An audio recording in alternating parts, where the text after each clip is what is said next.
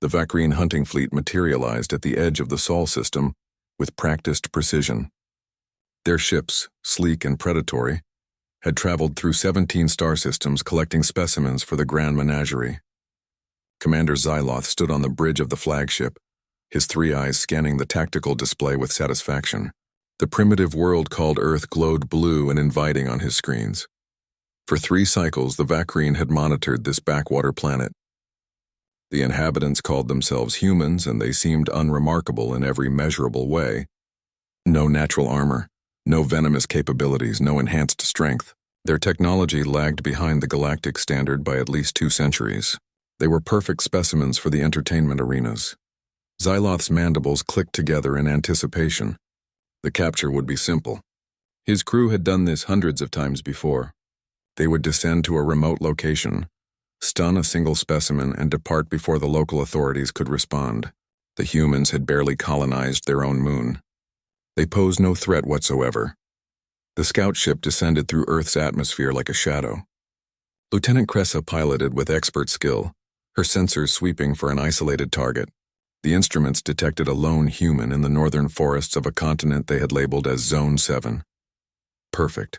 No settlements nearby, no communication devices detected. The human appeared to be engaged in some primitive ritual they called camping. Sarah Chen had come to the Cascade Mountains to clear her head. The divorce papers were signed, her ex had taken the house, and she needed space to think. She sat by her campfire watching sparks rise into the night sky, when the world suddenly went silent. No crickets, no wind, just an oppressive quiet that made her skin crawl. The light came next. Brilliant white descending from above, turning night into day. Sarah stumbled backward, shielding her eyes. Her first thought was helicopter, but there was no sound. No rotor wash, just that terrible perfect silence. Then came the pain, a wave of energy that locked every muscle in her body. She tried to scream, but her jaw wouldn't move. Her vision blurred as she collapsed. Through failing consciousness, she saw them. Tall figures, wrong proportions, too many joints in their limbs. Not human. Not even close. Xyloth watched through the holographic display as his team secured the specimen. The human female was unconscious within seconds, just as predicted. They loaded her into a containment pod with efficient movements. The entire operation took less than 4 minutes. Clean, professional, routine. The Vacrine had captured over 10,000 species across the galaxy. They knew what they were doing. Each specimen was cataloged, studied, and prepared for display or combat depending on their characteristics. This human would likely end up in the observation galleries. Too weak for the fighting pits. Too slow for the hunt challenges. Just another curiosity for wealthy patrons to observe. What Xyloth didn't know, what the Vacrine database had failed to capture, was the peculiar nature of human evolution. Humans weren't apex predators because of strength or speed. They were persistence hunters, endurance runners, pattern recognizers, toolmakers, and above all else, humans were survivors who became extremely dangerous when cornered or wronged. Sarah woke in darkness. Her head pounded and her mouth tasted like copper. She tried to move, but her arms wouldn't respond. Panic surged through her chest. Where was she? What happened? The camping trip. The light. Those things. Gradually, her eyes adjusted. She was in some kind of cell. The walls glowed with a faint bioluminescence, casting everything in sickly green light. She was strapped to a vertical platform, her wrists and ankles secured by bands that felt warm and almost alive. Across from her, a transparent barrier separated her from what looked like a corridor. Shapes moved beyond the barrier. Tall insectoid creatures with too many limbs. They walked upright, but their movements were wrong, jerky and alien. One of them stopped at her cell, its multiple eyes regarding her with what might have been curiosity. It made a series of clicking sounds and moved on. Sarah's mind raced. This wasn't a dream. This was real. She'd been abducted by actual aliens. The thought should have been absurd, but the evidence was all around her. She tested her restraints carefully, solid, no give, but they hadn't searched her. The small folding knife her father had given her was still clipped inside her jacket pocket. If she could just reach it. Xyloth reviewed the initial scans of their new acquisition. The human was unremarkable in every category. Binocular vision, single heart, inefficient digestive system, bone structure adequate but not exceptional. No natural weapons aside from blunt fingernails and flat teeth. The creature would be conscious soon, and then they could begin the conditioning process. The conditioning was crucial. New specimens often panicked, injuring themselves or becoming too stressed to display properly. The Vakreen had perfected the process over millennia, controlled stimuli, reward and punishment. Within a few cycles, the specimen would understand its place in the new hierarchy. But as Xyloth studied the data, something nagged at him. The human's brain structure was unusual. The frontal cortex was disproportionately large. The neural density exceeded anything they'd seen in such a physically weak species. He made a note to run additional cognitive tests. Sarah worked at her restraints for what felt like hours. The knife was so close, but her fingers could barely brush the clip. Her shoulders burned with effort. Sweat ran down her face. But she kept trying. That was what humans did. They persisted. They adapted. They survived. Finally, after countless attempts, she managed to pop the clip. The knife fell and she caught it between her knees. Now came the harder part. She needed to get it to her hands. She bent forward as far as the restraints allowed, contorting her body in ways that sent shooting pains through her spine. Slowly, impossibly, she worked the knife upward. When her fingers finally closed around the handle, Sarah almost sobbed with relief. The blade was small, just 3 inches, but it was sharp. She began sawing at the restraint on her right wrist. The material was tough, but it wasn't metal. It cut. Slowly, fiber by fiber, it cut. Commander Xyloth was reviewing the manifest for their next hunting ground when the alarm sounded. A containment breach. Cell 47. The human's cell. Impossible. The restraints were biological level 7. Nothing that weak could break them, but the security feed showed otherwise. The human female had somehow freed herself. She stood in the center of her cell, holding something small and reflective. As Xyloth watched, she approached the barrier and began examining its edge with intense focus. For the first time in his long career, Commander Xyloth felt something he rarely experienced. A cold touch of uncertainty. The human wasn't panicking, wasn't throwing herself at the walls or screaming. She was thinking, planning. Her eyes held an intelligence that the scans had failed to capture. Sarah studied the barrier. It hummed with energy, but there had to be a generator, a control panel, something. She traced the edges, looking for any imperfection. There, a slight discoloration in the corner. She pressed her knife against it and felt the blade sink in slightly. Not the barrier itself, but some kind of control node. Behind her, she heard sounds. They were coming. She had minutes at most. Her hands moved faster, working the knife deeper into the node. Sparks flew. The barrier flickered. And Sarah Chen, divorced accountant from Seattle, realized something important. She wasn't just a victim anymore. She was angry. And humans, when angry and armed with even the simplest tool, were more dangerous than any alien database could possibly calculate. The barrier collapsed with a sound like breaking glass. Sarah stumbled forward, nearly falling into the corridor beyond. Her legs felt weak from hours of standing, but adrenaline pushed her forward. She could hear them now, the clicking sounds growing louder, more agitated. They knew she was loose. The corridor stretched in both directions, lined with more cells. Through the transparent barriers, she could see other creatures, things that defied description. A being made entirely of what looked like flowing water.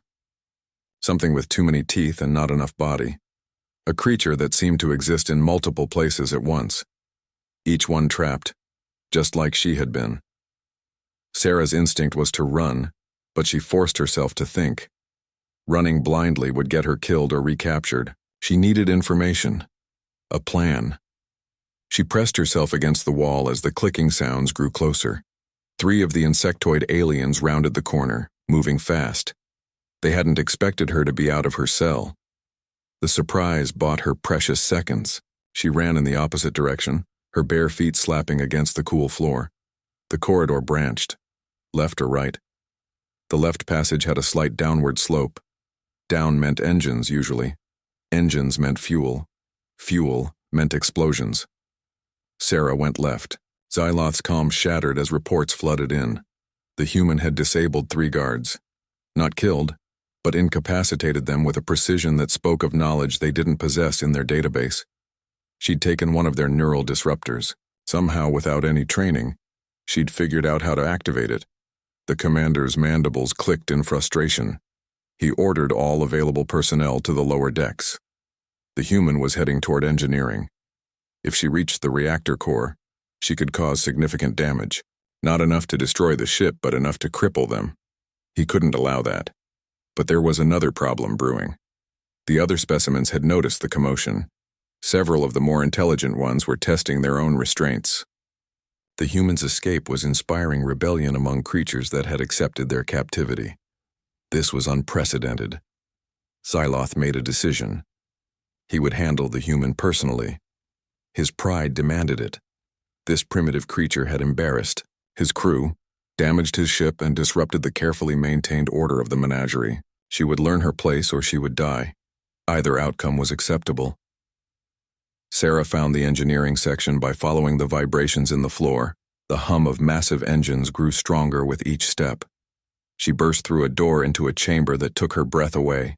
The reactor core towered above her, a pillar of contained energy that pulsed with colors she had no names for. Alien symbols covered every surface, but the underlying principles were universal. This was a power plant, and every power plant had vulnerabilities.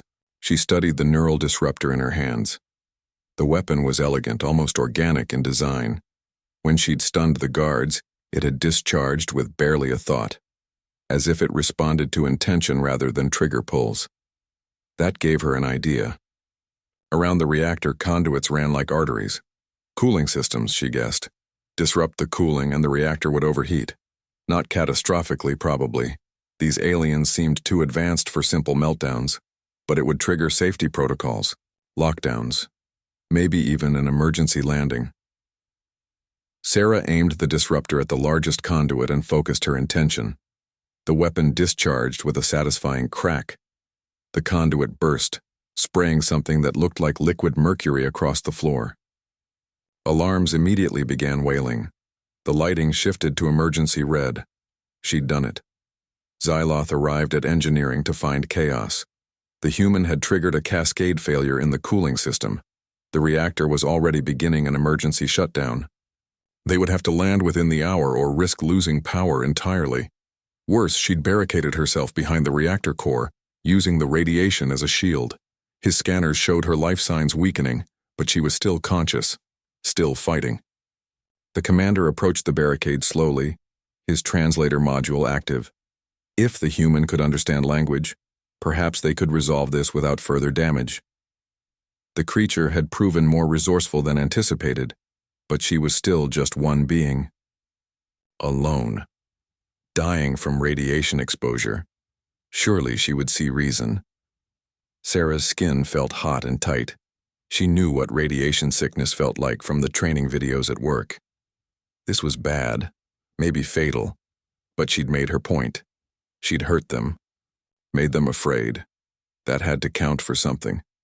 When the alien commander appeared, she almost laughed. He was bigger than the others, with elaborate markings on his carapace. Authority figure.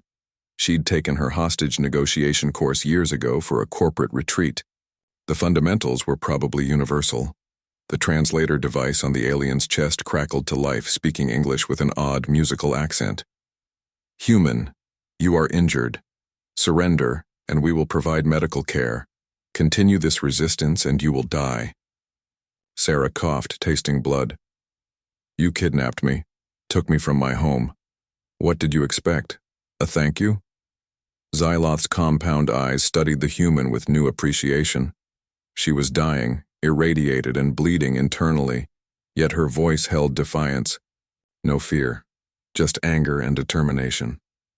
We collect specimens from across the galaxy. It is what we do. You were selected. You should be honored. Honored? Sarah laughed, and it hurt. Let me tell you something about humans. We don't do well with cages. We're not built for it. You've made a mistake. A big one. The commander clicked his mandibles dismissively. You are one. We are thousands. Your resistance is admirable but futile. When you expire, we will simply acquire another human. Perhaps more carefully this time. Sarah smiled through bloody teeth. That's the mistake. You think I'm special, I'm not, I'm average. Maybe even below average. I'm a divorced accountant who hasn't been to a gym in 5 years. But you know what every human is? We're problem solvers. We're survivors. We're the species that looked at every other predator on our planet and decided we were going to be the apex. Not through strength, through stubbornness. She leaned forward, her vision swimming. So go ahead. Take more of us. Build your collection. But understand this. Every single human you take will fight. Will learn. Will adapt. We don't give up. We don't surrender. And we never, ever forget. Xyloth felt something cold settle in his heart. The human's words carried a weight that his translator struggled to convey. This wasn't bravado. It was a warning. A prophecy. He looked at the dying creature before him and saw something his species had somehow missed in all their observations. Humans weren't just another species. They were something else. Something that had climbed to the top of their world's hierarchy through pure determination. They were pursued predators who never stopped, never quit, never accepted defeat. And he had just declared war on all of them. The ship shuddered as the emergency landing sequence began. They would touch down on the nearest habitable world, effect repairs, and continue their mission. But Xyloth knew, with a certainty that chilled him, that this was the beginning of something terrible. The human would likely die from her injuries, but her message would live on. Sarah's consciousness faded as the ship descended. She'd done what she could. Fought as hard as possible. If she died here, at least she'd die on her feet, defiant to the end. But part of her, the stubborn part that had gotten her through the divorce, through every challenge life had thrown at her, whispered that this wasn't over. Humans were survivors, and Sarah Chen was about to prove just how hard humanity was to kill. The Vakrine ship crashed on Tertian 9, a jungle world in the outer reaches of unclaimed space. The landing was controlled but brutal, carving a kilometer-long scar through the dense forest. Xyloth dragged himself from the command chair, checking casualty reports. 17 dead. 43 injured. The ship's main drive was offline. Repairs would take weeks, and the human was missing. In the chaos of the emergency landing, somehow the dying specimen had vanished from engineering. Security footage showed nothing. One moment she was there, radiation poisoned and bleeding. The next she was gone. The only clue was a ventilation grate hanging open, leading into the maintenance tunnels that ran throughout the ship. Xyloth assembled his best hunters. 5 Vakrine warriors, each with centuries of experience tracking dangerous prey across hostile worlds. They would find the human's corpse in the tunnels and dispose of it properly. The creature was dying. She couldn't have gone far. They were wrong. Sarah had collapsed in the ventilation shaft, her body shutting down. The radiation had cooked her from the inside. She could feel organs failing, blood vessels rupturing. Death was close, intimate, patient. But then something changed. The ship's emergency systems had flooded the ventilation with some kind of decontamination mist. It burned like acid on her skin, but where it touched, the radiation sickness began to fade. The aliens had medical technology far beyond Earth. Their decontamination protocols could reverse cellular damage that would be fatal by human standards. Sarah didn't know this. She only knew that after an hour of agony in the mist, she could breathe again, think again, move again. She crawled through the tunnels, following air currents and the subtle vibrations of the ship's systems. Her body felt wrong, like she'd been taken apart and put back together incorrectly. But she was alive, still alive, and now she had a ship full of aliens to teach about human persistence. The ventilation tunnels gave her access to the entire vessel. She could see into rooms, hear conversations through grates, learn the layout. Sarah had spent 15 years as an accountant analyzing systems, finding inefficiencies, understanding how organizations worked. A spaceship was just another system, and every system had weaknesses. She found the armory first, watched through a grate as 2 guards maintained their weapons. The neural disruptors were standard issue, but there were other tools. Cutting implements, explosive charges, something that looked like it might be a medical kit. She waited until the guards left for a shift change, then dropped into the room. Sarah worked quickly, gathering supplies. She couldn't carry much, but she took what would be most useful. A disruptor, a cutting tool, several of the explosive charges small and disc-shaped, and the medical kit, hoping it would work on human physiology. Back in the tunnels, she examined her hull. The cutting tool activated with a thought, projecting a beam of coherent light. Laser, essentially. The explosive charges had simple timers, and the medical kit contained devices that seemed designed to seal wounds and fight infection. She tested one on a cut on her arm. The device hummed and the wound sealed instantly. Alien technology was terrifying and amazing in equal measure. Xyloth's hunters returned empty-handed. No body, no blood trail, nothing. The human had simply vanished into the ship's infrastructure. The commander reviewed the ventilation schematics with growing dread. The tunnels connected everything. Life support, weapons, navigation, communications. A saboteur could do tremendous damage from inside those passages. He ordered all ventilation grates sealed and posted guards at every major junction. But the ship was large and his crew was depleted. There weren't enough personnel to cover every access point. Somewhere in the walls the human was planning, waiting. And Xyloth had no idea what she would do next. The first attack came at night cycle, when most of the crew was resting. Sarah had observed their routines, learned their patterns. She chose the communications array as her first target. If they couldn't call for help, they couldn't get reinforcements. She planted 2 of the explosive charges on critical junctions and retreated to a safe distance. The detonations were small but precise, severing connections and fusing components. The communications array went dark. Xyloth would know it was sabotage immediately, but he wouldn't know how she'd done it or where she'd strike next. The second attack hit the food synthesizers. Sarah had watched the aliens eat, seen them gather in the mess hall. The synthesizers were central to the ship's operations. Without them, the crew would have to ration emergency supplies. Hunger made people sloppy, desperate, vulnerable. The third attack was psychological. Sarah used the intercom system, broadcasting on all channels. Her voice, rough from smoke and radiation damage, echoed through the ship. "This is Sarah Chen. You took me from my home. Tried to cage me. Thought I would be easy. You were wrong. Every system on this ship is vulnerable. Every one of you is vulnerable. I don't want to kill you. I want you to let me go. Release me and the other captives and I'll leave. Keep hunting us and I'll turn this ship into your tomb." The crew panicked. Xyloth could feel their fear through the ship's walls. Some demanded they abandon the vessel and flee into the jungle. Others wanted to flood the ventilation with toxins, killing the human regardless of the cost. The commander refused both options. This was his ship, his crew, his reputation. One primitive human would not defeat him, but doubt gnawed at him. The human had destroyed their communications, crippled their food supply, and demonstrated knowledge of systems she shouldn't understand. She was learning faster than should be possible, adapting to their technology, using their own tools against them. Sarah moved through the tunnels, exhausted but focused. She'd hurt them, but not enough. The ship was still operational. The crew was still hunting her, and she was running out of explosives.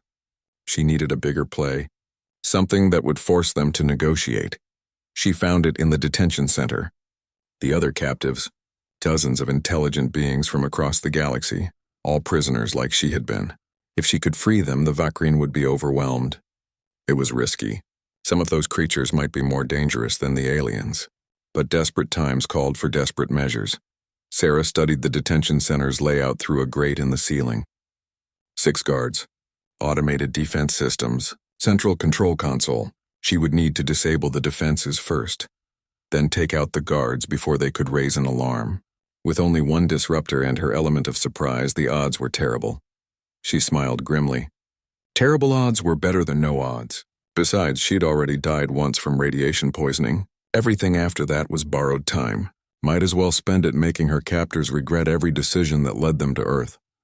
Sarah checked her disruptor's charge, 70%. Enough for 6 shots if she didn't miss. She positioned herself above the control console, taking slow breaths to steady her hands. This was it. The moment that would either free dozens of captives or get her killed. She thought briefly of Earth, of her ex-husband and the house and the life she'd left behind. All of it seemed distant now, belonging to someone else. That Sarah Chen had been broken by a divorce. This Sarah Chen had been forged in an alien ship's radiation. She was harder now, sharper, dangerous.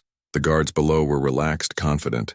They had no idea that above them, a human woman was about to remind the galaxy why Earth's greatest predators were the ones that planned, adapted, and never gave up. Sarah dropped through the grate.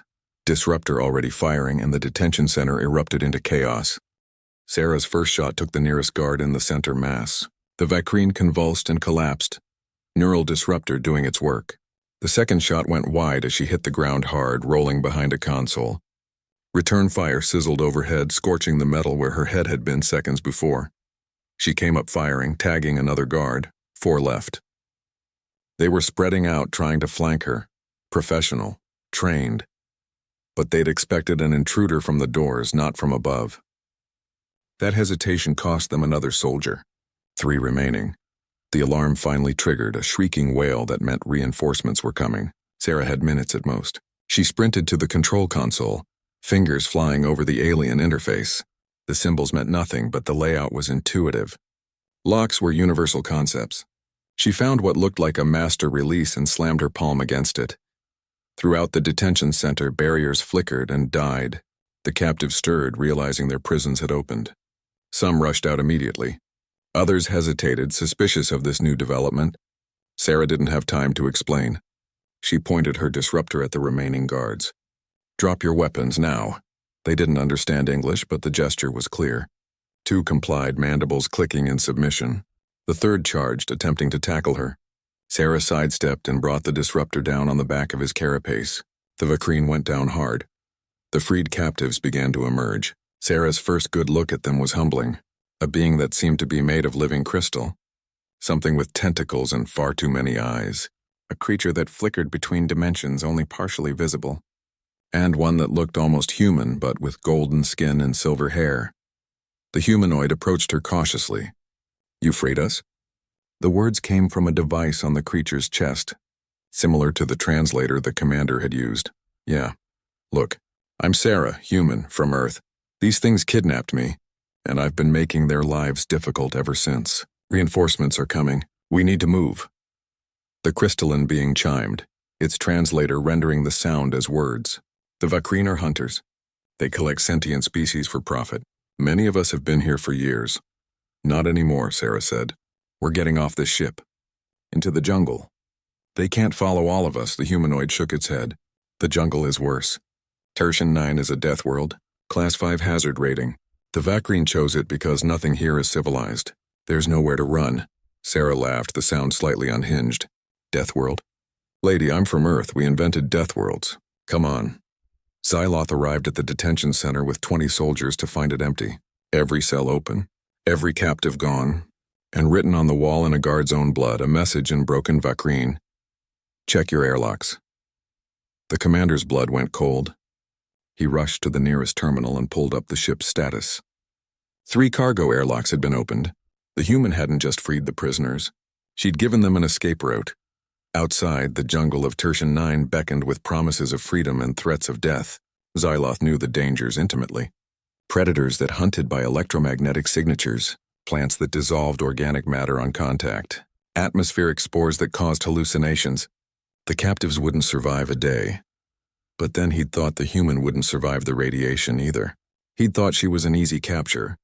He'd thought wrong at every turn. Maybe the jungle wouldn't kill them. Maybe they'd adapt. The human certainly had. Sarah led the group of freed captives through the alien jungle, using the cutting tool to clear a path. The vegetation was thick and hostile, some of it actively trying to grab them. The crystalline being proved resistant to most plant toxins, taking point. The dimensional creature scouted ahead, flickering in and out of reality to check for dangers. The humanoid walked beside Sarah. "I'm Lyra, from Proxima Colony. I've been held for 3 solar cycles." She paused. "What you did back there attacking an armed detention center alone, it was insane." "Yeah, probably," Sarah agreed. "But I was dying anyway. Figured I'd make it count." "You don't look like you're dying." Sarah touched her chest, feeling her heartbeat. Strong. Steady. "Their decontamination mist saved me. Ironic, right? Their own technology keeping me alive to fight them." A roar echoed through the jungle, deep and primal. The group froze. Something massive was moving through the underbrush, drawn by their noise and electromagnetic signatures. The crystalline being's translator chimed urgently. "Predator, large, we should hide." "No," Sarah said, checking her disruptor's charge. "We should fight." The creature that burst from the foliage was nightmare fuel. 3 meters tall, covered in armored plates with jaws that could bite a person in half. It focused on Sarah immediately, recognizing her as the weakest link. That was its first mistake. Sarah didn't run. She stood her ground and fired. The neural disruptor did nothing. The creature's nervous system was too alien, too distributed. Plan B, then. She pulled one of her last explosive charges, set the timer to 2 seconds, and threw it directly into the creature's open mouth. The explosion wasn't large, but it was inside the creature. The predator's head came apart in a spray of alien biology. The body crashed forward, momentum carrying it past Sarah by centimeters. She stood there, covered in gore, breathing hard. Lyra stared at her. "You killed it." "Yeah, and now we have proof that this jungle isn't as dangerous as the Vakrine think. Or at least it's not dangerous to people who fight back." Sarah wiped blood from her face. "Come on, we need to find shelter and figure out our next move." The group moved deeper into the jungle, putting distance between themselves and the crashed ship. As night fell, the forest came alive with sounds. Some curious, some threatening, all alien. Sarah found a clearing and organized a watch rotation. The captives were scared but determined. Freedom, even dangerous freedom, beat a cage. Xyloth tracked them using thermal imaging. The jungle's ambient heat made it difficult, but he could follow the trail of destruction. Broken plants, dead predators. The human was leading them away from the ship, deeper into hostile territory. She had to know it was suicide. But she kept going anyway. The commander gathered his remaining forces. 50 soldiers armed and equipped for jungle warfare. They would hunt the escapees, recapture what they could, and eliminate what they couldn't. This had gone on long enough. The human had made fools of them, but no more. But as Xyloth studied the thermal images, doubt crept in again. The escaped group wasn't panicking or fleeing randomly. They were moving with purpose, following a specific direction. The human was leading them somewhere. But where? The nearest civilization was 3 systems away. There were no rescue beacons on Tertian 9, no colonies, no settlements unless the human was planning to make one. Sarah found what she was looking for at dawn, a cave system carved into a cliff face by ancient water flows. Defensible. Protected from the elements. Multiple entrances for escape routes. It was perfect. She organized the captives into teams.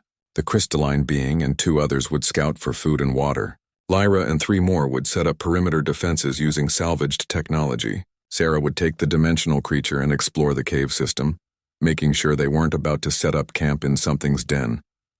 The caves were deep and twisting. Strange fungi grew on the walls, providing bioluminescent light. Sarah mapped the tunnels in her mind, noting which passages led deeper and which connected to the surface. 3 hours of exploration revealed that the system was extensive, possibly running for kilometers underground. At the heart of the caves, they found something unexpected. Ancient ruins. Carved stone, worn by time but still recognizable as artificial. A dead civilization long forgotten, and scattered among the ruins' technology. Old, broken, but still present. The dimensional creature's translator hummed. "This changes things. If we can salvage anything functional, we might be able to send a distress signal." Sarah knelt beside a piece of corroded machinery. "How old do you think this is?" "Millennia. But the materials are advanced. Probably still functional with repairs." The creature flickered, examining the ruins from multiple angles. "This world wasn't always empty. Someone lived here, built here, then vanished. Or was taken," Sarah said quietly. "The Vakrine have been doing this for how long? Thousands of years. Maybe they cleared out this world's population too." The thought sent anger coursing through her. How many species had the Vakrine stolen? How many worlds had they raided? How many lives had they destroyed for profit and entertainment? Earth was just their latest victim. But unlike the others, Earth's captive had fought back. And she wasn't done yet. Sarah stood, determination hardening into resolve. "We're not running anymore. We're going to make this place into a fortress. We're going to fix this technology and call for help. And when the Vakrine come for us, we're going to teach them why abducting humans was the worst decision they ever made." 2 weeks passed on Tertian 9. Sarah and her group of freed captives transformed the cave system from a refuge into a fortress. The dimensional creature, whose name translated as something like shift, proved invaluable. It could phase through solid matter, placing sensors and traps in locations no one else could reach. The crystalline being, called Harmony by the others, had an intuitive understanding of resonance and vibration, allowing it to identify structural weaknesses and create early warning systems. Lyra organized the defenses with military precision. Sarah learned she'd been a colonial security officer before her capture, trained in asymmetric warfare and guerrilla tactics. Together, they made a formidable team. The other captives contributed their own unique abilities. A methane breather named Whisper could detect chemical signatures from kilometers away. A small furry creature called Pip had perfect memory and could replicate complex patterns after seeing them once. Sarah divided her attention between defense and technology. The ancient ruins held secrets, and she was determined to unlock them. With Pip's help, she began to understand the alien systems. They were old but elegant, using principles of quantum entanglement that Earth scientists had only theorized about. The communications array was damaged but repairable, if she could just figure out the power source. Xyloth watched his prey from a distance. His hunters had located the cave system within days, but the human had turned it into a killing ground. Traps lined every approach. Sensors detected movement from 100 meters out. 3 of his scouts had disappeared, simply vanishing without a trace. He suspected the dimensional creature. The menagerie's records indicated it could pull beings partially out of phase, trapping them between realities. The commander faced a dilemma. He could assault the caves with his full force, but casualties would be severe. The Vakreen were hunters, not soldiers. They excelled at capturing isolated specimens, not storming fortified positions. Alternatively, he could wait them out. The captives would eventually run out of food and water. But every day they remained free. The human had more time to plan, more time to prepare, more time to turn his carefully organized hunt into a disaster. Pride warred with practicality. Xyloth's superiors would demand answers. A single human specimen had caused the loss of his ship, the deaths of 20 crew members, and the escape of valuable captives. His reputation was in ruins. He needed to recapture or eliminate them soon, or his career would end in disgrace. Inside the caves, Sarah worked on the ancient communications array. She'd rigged a power source using salvaged components from Vakreen equipment and crystalline batteries grown by Harmony. The system hummed with potential energy, but she was missing a crucial component. A translator matrix that could convert their signal into something the wider galaxy would recognize. Lyra entered the chamber, her expression grim. The Vakreen are massing. I count 47 thermal signatures, probably more we can't detect. They're planning a full assault. Sarah didn't look up from her work. How long? Hours, maybe less. They're waiting for something. Maybe reinforcements. Then we need to finish this now. Sarah's fingers flew over the controls, guided by instinct as much as knowledge.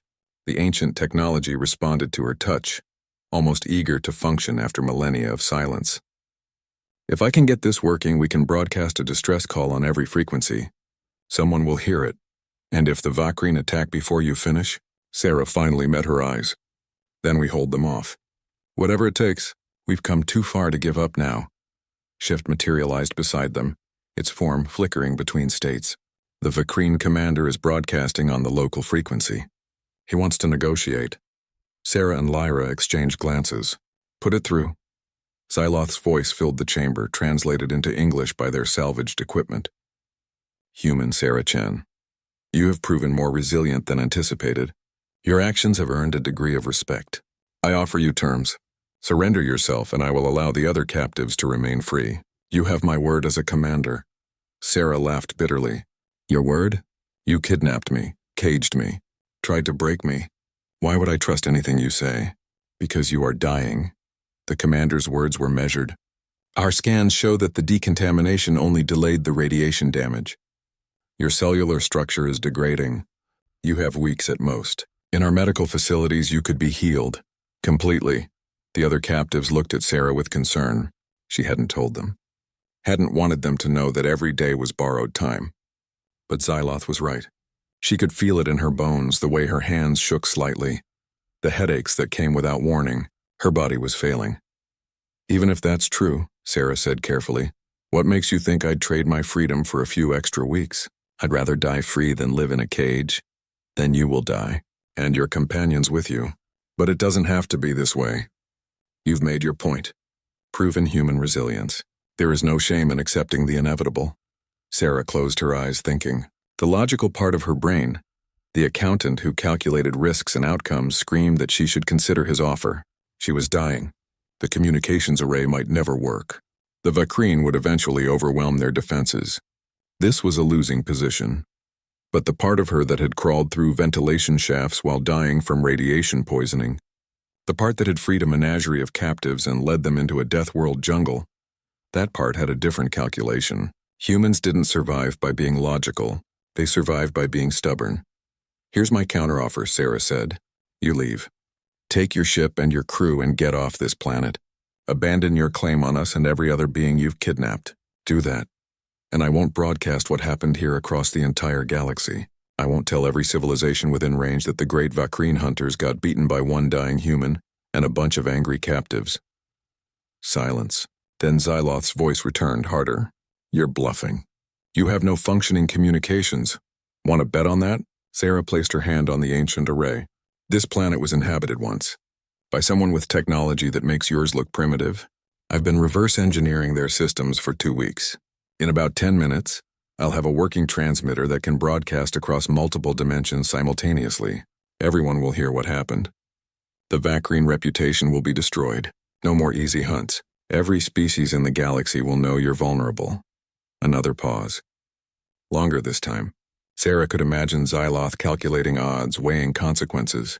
The Vakreen's entire operation depended on being feared, on prey species seeing them as unstoppable. If word got out that humans could fight back effectively, it would encourage others. The menagerie would crumble. "You're condemning yourself to death for a broadcast?" The commander's voice carried genuine confusion. "I'm buying freedom for everyone you've ever taken. Worth it?" Sarah turned back to the array. "You have 5 minutes to decide. After that, every government, every military, every 2-bit pirate fleet in this sector will know your location and what you've done. I wonder how many of them will want revenge." The connection cut off. Sarah exhaled slowly, her hands shaking worse now. That had been a massive bluff. The array was close but not functional. She needed more time. Time she didn't have. Lyra put a hand on her shoulder. "Can you actually finish it in 5 minutes?" "Not even close. 10 minutes if I'm lucky. 20 if I'm realistic." Sarah grinned weakly. "But he doesn't know that." "They're moving," Shift announced. "The Vakreen forces are repositioning. Some appear to be withdrawing." Harmony chimed excitedly. "The ship's engines are activating. They're preparing for takeoff." Sarah allowed herself a moment of hope. Maybe the bluff had worked. Maybe Xyloth valued his reputation more than his pride. Maybe they would actually leave. The explosion that rocked the cave system crushed that hope instantly. Dust and debris rained from the ceiling. The ancient array sparked and went dark. Through the chaos, Xyloth's voice returned on every frequency. "If I cannot have you, human, no one will. My reputation is already destroyed. But I can ensure yours ends here. In approximately 3 minutes, my ship will overload its reactor.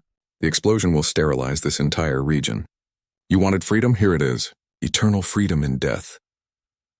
Sarah stared at the dead array, at her companions' frightened faces, at the walls that would become their tomb. The Vakreen commander had chosen the one option she hadn't anticipated. Mutual destruction. He would rather die than let her win. Humans were stubborn, but apparently so were cornered Vakreen. Sarah's mind raced. 3 minutes until reactor detonation. The caves would offer no protection from that level of destruction. They needed to stop the overload or get far enough away to survive the blast. Neither seemed possible in the time they had. "How far away is the ship?" she demanded. Lyra checked her salvaged scanner. 2.3 kilometers. The reactor's yield will create a blast radius of at least 5 clicks. Then we can't outrun it. Sarah looked at the dead communications array, at the ancient technology they'd worked so hard to restore. An idea formed, desperate and probably impossible. "Shift, can you phase someone into the ship?" "Past their shields?" The dimensional creature flickered uncertainly. At this distance with another being, the accuracy would be poor. "You might materialize inside a wall, or in space, and I can only maintain the phase for 30 seconds before I have to recharge. 30 seconds to get to the reactor core, stop the overload, and get back." Sarah laughed darkly. "Insane odds. You've survived worse," Lyra said quietly. "But this is different. This is a suicide run. I'm dying anyway." Xyloth said it himself. "I've got weeks." Sarah grabbed her neural disruptor and the last of her explosive charges. "Might as well spend them saving the people I freed." Harmony's crystalline form chimed a complex sequence. The translator struggled to render it, settling on, "Your species is foolish and brave in equal measure. It is both your greatest weakness and your greatest strength." Sarah smiled. "Yeah, we get that a lot." She turned to Shift. "Get me as close to the reactor as possible. If I don't make it back in 30 seconds, don't wait. Phase to safety." Shift extended what might have been a limb. Sarah took it, feeling reality bend around them. The sensation was indescribable, like existing in multiple places simultaneously. The cave faded, replaced by a nauseating blur of possibilities. Then suddenly, she was aboard the ship again. Sarah materialized in an empty corridor 50 meters from engineering. Klaxons wailed and emergency lighting bathed everything in red. The ship was in full evacuation mode. Crew members rushed past, focused on reaching escape pods. None of them noticed the humans sprinting toward the reactor core. She burst into engineering to find it abandoned except for Xyloth. The commander stood before the reactor controls, his multiple eyes fixed on the countdown. 90 seconds remaining. He turned as Sarah entered, mandibles clicking in what might have been surprise or respect. "You came to stop me, brave and foolish, just as I've come to expect." He raised a weapon. "I cannot allow it." Sarah didn't slow down. She fired her disruptor while running, forcing Xyloth to dodge. His return shot scorched the wall beside her head. They circled each other. Two determined beings locked in a battle neither wanted but both refused to abandon. "You don't have to do this," Sarah gasped, her dying body struggling to keep up. "We can both walk away. You leave us alone, we leave you alone. Simple." "Simple," Xyloth repeated. "But wrong. My people will demand answers. They will strip my rank, exile me, possibly execute me for this failure. At least in death I maintain some honor." "Honor?" Sarah spat. "You kidnap people and put them in cages. There's no honor in that. We are hunters. It is what we are, what we have always been." The countdown reached 60 seconds, and you, human, have proven to be the most dangerous prey in the galaxy. Others will study what happened here. They will prepare, but I will not live to see my people learn to fear your species. Neither will you. Sarah feinted left and dove right, getting past his guard. She slammed into the reactor controls, fingers searching for anything that might stop the overload. The interface was incomprehensible, symbols and readouts that meant nothing to her dying brain. She had no idea what she was doing. Xyloth grabbed her from behind, pulling her away from the controls. They grappled. Sarah's human flexibility against his superior strength. He was winning. But Sarah had learned something in her weeks aboard this ship and in the jungle. Winning wasn't about being strongest. It was about being willing to do whatever it took.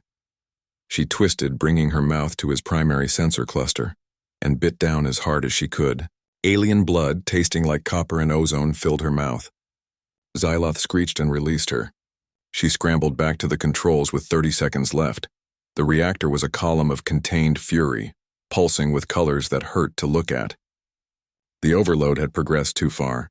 Even if she understood the controls, she couldn't stop it. But maybe she didn't need to stop it. Maybe she just needed to redirect it. Sarah placed her last explosive charge on the primary coolant line, the one feeding the most energy to the overload. If she could rupture it, create an asymmetric failure, the reactor might vent into space instead of exploding. It was a terrible plan based on half-understood alien physics, but it was all she had. 20 seconds. She set the charge and ran for the exit. Xyloth, still recovering, reached for her but missed. Their eyes met for a moment. Two predators recognizing something familiar in each other. Then Sarah was gone, sprinting down the corridor. 10 seconds. She could feel Shift's presence at the edge of perception, ready to phase her out. But if she left now, if the redirect didn't work, everyone would die. She had to be sure. 5 seconds. The explosive detonated. The coolant line ruptured spectacularly, spraying supercooled liquid directly into the reactor's core. The asymmetry Sarah had hoped for didn't happen. Instead, something worse and better occurred simultaneously. The reactor didn't explode. It imploded. Space-time folded in on itself, creating a brief localized singularity. The ship's entire aft section collapsed into a point of infinite density, then rebounded. Sarah was thrown backward by the shockwave, slamming into a bulkhead hard enough to crack ribs. Through fading consciousness, she felt Shift grab her. Reality bent, twisted, and they were back in the caves. Sarah collapsed onto the stone floor, coughing blood. Her body had reached its limit. The radiation damage, the exertion, the injuries, all of it combined into a symphony of pain. Lyra was there instantly, applying the alien medical devices they'd salvaged. Harmony added its own resonance healing, a sound that somehow knitted tissue and bone. The other captives gathered around, their strange faces showing concern for the human who'd freed them. "Did it work?" Sarah managed to whisper. Lyra nodded, tears streaming down her golden face. The ship's reactor collapsed instead of exploding. "The vessel is crippled but intact. Some of the crew made it to escape pods. We're picking up their distress signals. And Xyloth? Unknown. Engineering was at the center of the implosion. If he survived, it would be a miracle." Sarah closed her eyes. She'd done it. Somehow, impossibly, she'd saved them all. The dying accountant from Seattle had beaten an advanced alien hunting fleet through sheer stubbornness and desperate improvisation. It should have been impossible. By every logical measure, she should have died in that first cell. But humans didn't operate on logic alone. They operated on spite and determination and the stubborn refusal to accept the inevitable. Sarah had proven something important, not just to the Vakreen, but to herself. That ordinary people, given no choice but to fight, could achieve extraordinary things. Her eyes opened again, focusing on her companions. "The communications array. Can we fix it?" Pip, the small furry creature with perfect memory, chirped excitedly. Its translator rendered the sounds as, "The ancient systems are intact. The explosion didn't reach us. With the ship's reactor offline, there's no interference. I can restore the array within hours." "Then do it," Sarah said. "Broadcast what happened. Tell the galaxy everything. The Vakreen's crimes, our resistance. Make sure everyone knows that their reputation as unstoppable hunters died today on Tertian 9. "And what will you do?" Lyra asked softly. Sarah coughed again, feeling fluid in her lungs. Harmony's healing had bought her time, but not much. The radiation damage was too extensive. Her cells were breaking down at the molecular level. Days, maybe a week, that's all she had left. "I'm going to rest," Sarah said with a slight smile. "For the first time since I woke up in that cell, I'm going to close my eyes and not worry about being attacked." We won. Against impossible odds with no reason to hope, we actually won. The other captives dispersed to their tasks, but Lyra remained. "You're dying. Really dying this time?" "Yeah. I made peace with it in the ventilation shafts. Everything since then has been bonus rounds." Sarah looked at the golden-skinned woman. "What will you do when help arrives?" "Return to Proxima Colony. File reports. Probably spend years in legal proceedings against the Vakreen Collective."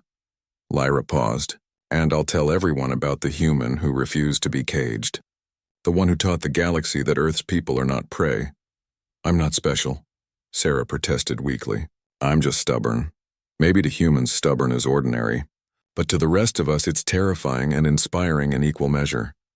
Lyra squeezed her hand. "Rest, we'll watch over you." Sarah let her eyes close. The stone floor was hard and uncomfortable, but she'd slept in worse places recently. As consciousness faded, she felt something like peace. She'd fought. She'd won. And soon the entire galaxy would know that humans were not to be trifled with. The first human the Vakreen caught would be the last human they ever dared to face. Sarah Chen, ordinary accountant, had made certain of that. 3 days passed before the first response came. Pip had successfully restored the ancient communications array, and the broadcast went out on every frequency, translated into 247 languages. The story of Sarah Chen and the Tertian 9 captives spread across the local sector like wildfire. The first ship to arrive was from the Galactic Concordance, a loose alliance of species dedicated to maintaining order in the outer territories. Captain Vex, a tall, four-armed being from Sirius, stood in the cave system with an expression that might have been awe or disbelief. Probably both. "This is unprecedented," Vex said, examining the defensive positions and salvage technology. "A single human organized this? Defeated a Vakreen hunting fleet?" Lyra, who'd appointed herself spokesperson, nodded. "She did more than defeat them. She humiliated them, exposed their operations, and she did it while dying from radiation poisoning. Where is this human now? We have medical facilities that might help. Technology from across the Concordance." Lyra's expression darkened. "Follow me." Sarah lay in the deepest chamber of the cave system, surrounded by the other freed captives.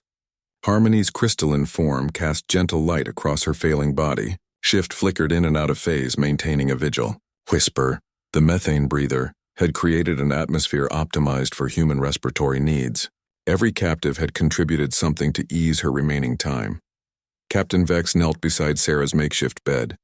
Human Sarah Chen. Your actions have resonated across the sector. The Vakrine Collective is in chaos. 3 other hunting fleets have been intercepted trying to flee. The Grand Menagerie has been shut down pending investigation. You freed thousands. Sarah's eyes opened, clouded with pain but still sharp with awareness. Good, that's good. Her voice was barely a whisper. The others, my crew. Make sure they get home. We will. The Concordance will ensure safe passage for all captives to their homeworlds. It's the least we can do. Vex paused. We have medical technology, regeneration chambers, cellular reconstruction. If you'll allow us to transport you to our ship. Sarah managed a weak smile. Will it work on radiation damage this severe? The captain's silence was answer enough. The technology might slow the damage by days or weeks, but the fundamental cellular breakdown was too advanced. Sarah had known this would be the outcome from the moment she crawled through the decontamination mist. She'd been living on borrowed time ever since. Then I'd rather stay here, with my crew. They earned that much. Sarah coughed and Lyra was there instantly with water. Captain, I need you to promise me something.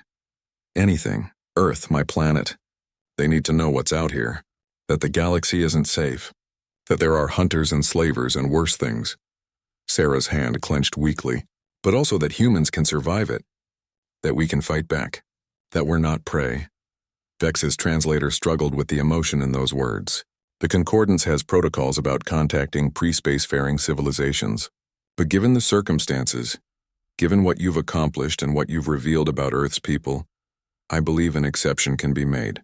Your world will be offered protectorate status and access to certain technologies. No. Sarah's voice gained strength from somewhere. No protectorates. No dependencies. Give Earth the information, the warnings, but let them develop on their own.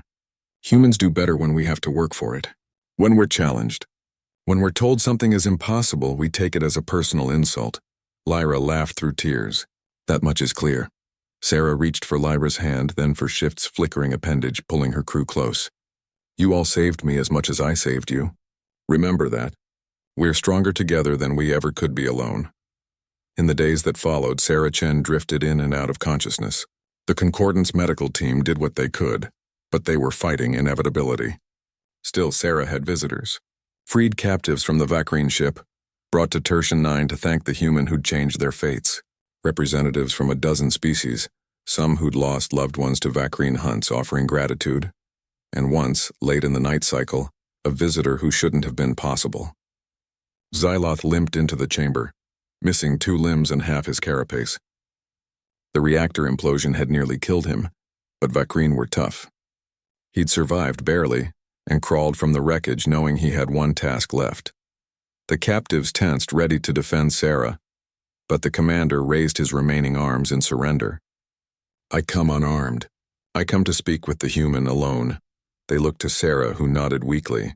Lyra and the others withdrew, though they stayed within calling distance. Xyloth approached the dying human, his movements pained and slow. You won, he said simply. Not just the battle. Everything. The Vakrine Collective is collapsing.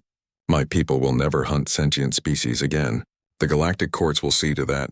You, a single specimen, destroyed an empire that had existed for 10,000 years. I didn't do it alone, Sarah whispered. And I didn't do it to destroy you. I just wanted to go home. I know. That's what makes it more remarkable. Xyloth settled onto the floor, his damaged body unable to stand longer. I came to understand something in those last moments before the reactor imploded. Humans are not just another species. You are apex predators of a type the galaxy has rarely seen, not through strength or speed, but through adaptability and determination. And spite. Don't forget spite. A sound that might have been laughter emerged from the commander. Yes, spite. We chose the wrong world to hunt, the wrong species to cage, and I paid the price for that arrogance. What will happen to you? Trial, imprisonment likely. My crew will testify against me. The families of those who died will demand justice. I will spend the rest of my life in a cell, ironically. Xyloth's eyes focused on Sarah. But I wanted you to know before you die that I respect you, fear you even. You fought with honor even when we showed you none. I fought to survive. That's all? No, you fought to free others, to protect the weak, to ensure this never happened again. That's more than survival. That's heroism. The commander rose painfully. Your species will be a force in the galaxy, Sarah Chen. I only wish I could have met them under different circumstances. Xyloth left, escorted by Concordance guards back to his transport. Sarah never saw him again, but his words stayed with her through the final days. On the 7th day after the Concordance's arrival, Sarah Chen took her last breath. She died surrounded by the beings she'd freed, in a cave on an alien world light years from the home she'd never see again. Her last words were reported differently by each observer. Lyra claimed she said, "Tell them I tried." Shift insisted it was "keep fighting." Harmony's translator rendered it as a complex harmonic that meant something like, "worth it." Maybe she said all of those things. Maybe none. But the message was clear. Sarah Chen had lived on her terms and died free. For a human, that was enough. The funeral was attended by representatives from 43 species. Sarah's body was cremated according to human custom, and her ashes were scattered across Tertian 9. The caves where she'd made her stand were designated a protected site. A memorial was erected, written in Earth's languages and a dozen others. Here fought Sarah Chen, first human to face the galaxy. She proved that humanity cannot be caged. Captain Vex personally delivered the news to Earth. The transmission reached every government and major media outlet simultaneously. Video evidence from the Vakrine ship. Testimony from freed captives. Sarah's own words recorded from her broadcast. The world reacted with shock, grief, pride, and determination. Within a year, Earth had unified its space programs. Within 5 years, the first faster-than-light human vessel left the solar system. The crew called themselves Chen's Descendants. Their mission was simple: explore the galaxy, establish humanity's presence, and make sure no other species ever saw humans as easy prey. They found plenty of work. The Vakrine Collective's collapse left a power vacuum in the outer territories. Dozens of other slaver operations tried to fill it. But word had spread about the humans. About Sarah Chen and what one ordinary person had accomplished through sheer determination. Pirates thought twice before attacking ships with human crews. Slavers avoided Earth-colonized worlds, and in the darker corners of the galaxy, when beings spoke of dangerous species to avoid, they whispered about humans. The persistence predators, the ones who never quit, the species that could turn any disadvantage into a weapon through adaptation and spite. The first human the Vakrine caught had become the last human they ever dared face. But she became the first of many who would venture into the galaxy, carrying her legacy. Sarah Chen, ordinary accountant from Seattle, had shown the universe something important. Humans were not prey, and if forced to fight, they would fight with every tool, every trick, and every ounce of determination they possessed. They would adapt to any environment. They would survive any odds. They would persist long after wiser species would have surrendered. In the grand sweep of galactic history, Sarah's story was a single thread. But it was a thread that changed the weave of everything that came after. Earth's emergence as a galactic power, the reformation of hunting laws, the dissolution of the Vakrine Collective, all of it traced back to one woman who refused to accept her cage. Lyra went on to become Earth's first ambassador to the Galactic Concordance. She told Sarah's story to anyone who would listen, ensuring the legend grew with each telling.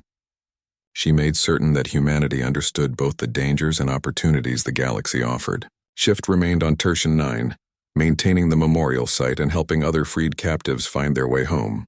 It had learned from Sarah that freedom was worth any price, and it dedicated its extended lifespan to ensuring others understood that lesson.